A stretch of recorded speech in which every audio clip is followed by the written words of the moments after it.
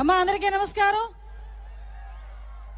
మండు టెండలో ఒకే ఒక్క పిలుపుతో మన అధిష్టానం పిలిచిన రా కదలిరా అని ఒకే ఒక్క పిలుపుతో అధిష్టానం పిలిచింది, నా నాయకుడు పిలిచాడు అని ఒకే ఒక్క అభిమానంతో పసుపు జెండా వేసుకొని పసుపు జెండా భుజాన్ని ఎత్తుకొని ఇక్కడికి వచ్చిన ప్రతి కార్యకర్తకి కూడా పేరు పేరున పాదాభివందనం చేసుకుంటూ ఈరోజు ఈ కార్యక్రమానికి ముఖ్య అతిథులుగా విచ్చేసిన మనందరి అభిమాన నాయకుడు నారా చంద్రబాబు నాయుడు గారు 4.5 సంవత్సరాలకి ముందు ఈ రాష్ట్రాన్ని నెత్తిన పెట్టుకొని ఈ రాష్ట్రాన్ని 16,000 కోట్ల లోటు బడ్జెట్ లో కూడా ఎక్కడా కూడా ఎవరికి ఎటువంటి కష్టం రాకుండా చూసుకున్న ఆ మహానుభావుడు 4.5 సంవత్సరాలకి ముందు జస్ట్ ఒక్కసారి చూసుకుంటే ఎన్నో అవమానాలు పడి అక్రమ కేసులు ఎదుర్కొని జైల్లోకి వెళ్ళినప్పటికీ కూడా ఎక్కడా మొక్కవోని ధైర్యంతో ఈ రోజు ఈ తెలుగుదేశం పార్టీని నిలబెట్టాలి అనే తపనతో మనందరి ముందుకు రాబోతున్న వ్యక్తి మన జాతీయ పార్టీ అధ్యక్షుడు నారా చంద్రబాబు నాయుడు గారికి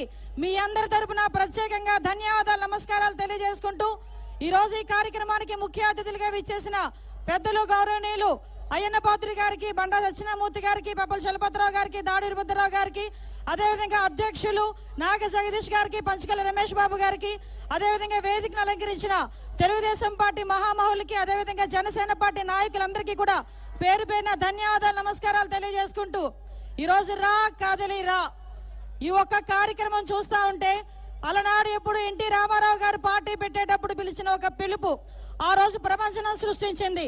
అదే ప్రపంచం మళ్ళా తిరిగి రాయాలంటే ఈ సైకో పరిపాలన నుంచి తరిమి కొట్టాలి అంటే, ఈ సైకో పరిపాలన నుంచి రాష్ట్రాన్ని కాపాడుకోవాలి అంటే, మన యువత భవిష్యత్తుకి రావాలి అంటే మన అందరికీ ఒకే ఒక నినాదం వినిపించే పరిస్థితి అదే రా కదలి రా.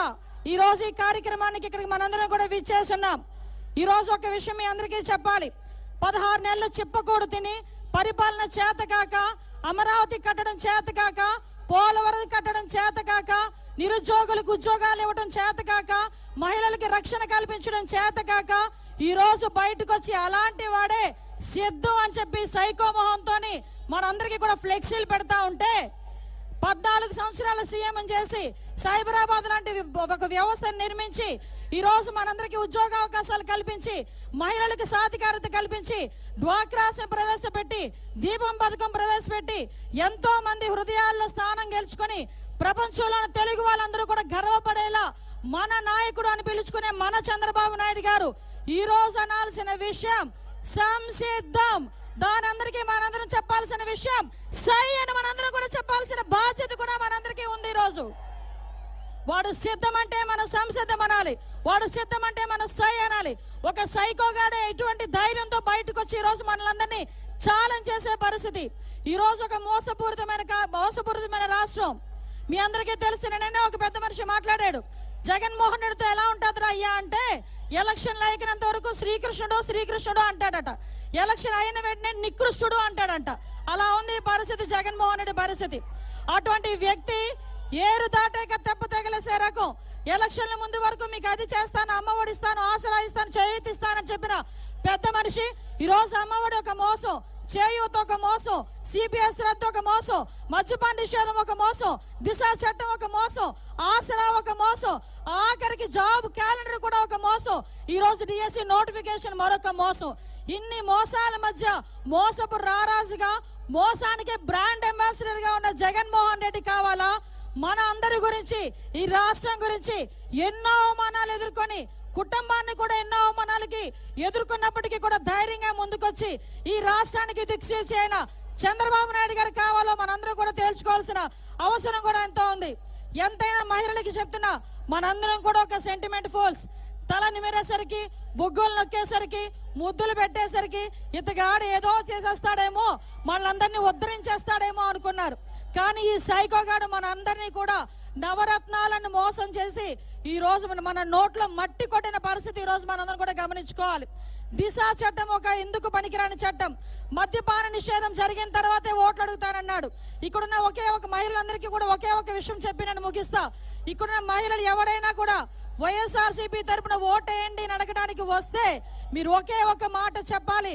మద్యపాన నిషేధం చేసిన తర్వాతనే ఇక్కడికి వచ్చి ఓటు అడిగే హక్కు మీ అందరికీ ఉంది. ఓటు అప్పుడే అడగండి. అంతవరకు కూడా ఓటు అడిగితే చీపుళ్ళు ఇచ్చుకొని కొడతామన్న విషయాన్ని మాత్రం ప్రతి ఒక్క మహిళ కూడా చెప్పుకోవాల్సిన అవసరం ఉంది. ఈరోజు మహిళ బాధ వర్ణనాతీతం.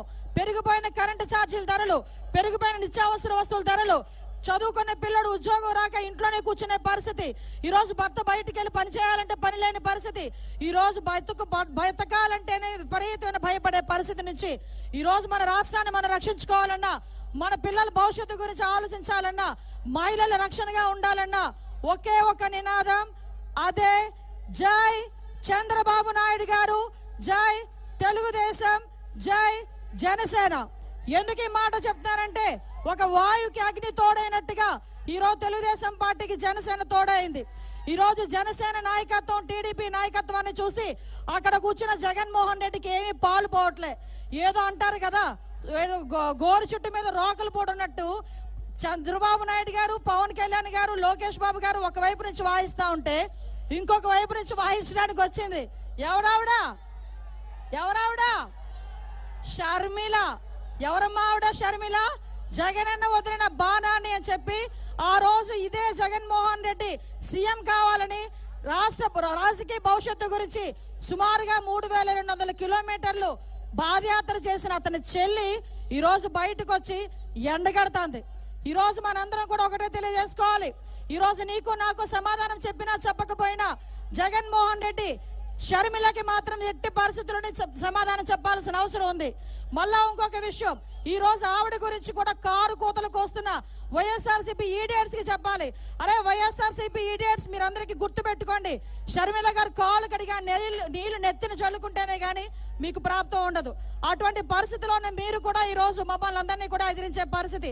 ఒకటే ఒకటి చెప్తున్నా, ఇంత మండు టెండలో కూడా అభిమానంగా వచ్చిన మీరందరికీ కూడా మరొకసారి ధన్యవాదాలు తెలియజేసుకుంటూ, ఈ అవకాశం ఇచ్చిన మీ అందరికీ, అదేవిధంగా వేదికలను ఇచ్చిన పెద్దలందరికీ కూడా మరొకసారి ధన్యవాదాలు తెలియజేసుకుంటూ సెలవు తీసుకుంటున్నా. జై హింద్, జై తెలుగుదేశం, జై జనసేన.